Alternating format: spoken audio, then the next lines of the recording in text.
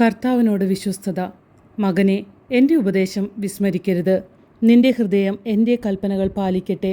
അവ നിനക്ക് ദീർഘായുസ്സും സമൃദ്ധമായി ഐശ്വര്യവും നൽകും. കരുണയും വിശ്വസ്തതയും നിന്നെ പിരിയാതിരിക്കട്ടെ. അവയെ നിന്റെ കഴുത്തിൽ ധരിക്കുക, ഹൃദയപലകത്തിൽ രേഖപ്പെടുത്തുകയും ചെയ്യുക. അങ്ങനെ നീ ദൈവത്തിൻ്റെയും മനുഷ്യരുടെയും ദൃഷ്ടിയിൽ പ്രീതിയും സത്കീർത്തിയും നേടും. കർത്താവിൽ പൂർണ്ണ ഹൃദയത്തോടെ വിശ്വാസമർപ്പിക്കുക. സ്വന്തം ബുദ്ധിയെ ആശ്രയിക്കുകയുമരുത്. നിന്റെ എല്ലാ പ്രവൃത്തികളും ദൈവവിചാരത്തോടെ ആകട്ടെ. അവിടുന്ന് നിനക്ക് വഴി തെളിച്ചു തരും.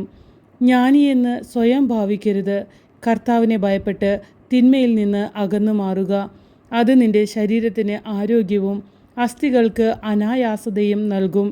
കർത്താവിനെ നിന്റെ സമ്പത്ത് കൊണ്ടും നിന്റെ എല്ലാ ഉൽപ്പന്നങ്ങളുടെയും ആദ്യ ഫലങ്ങൾ കൊണ്ടും ബഹുമാനിക്കുക.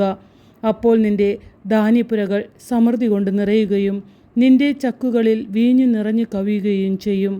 കർത്താവിൻ്റെ ശിക്ഷണത്തെ നിന്ദിക്കരുത്. അവിടുത്തെ ശാസനത്തിൽ മടുപ്പ് തോന്നുകയും അരുത്.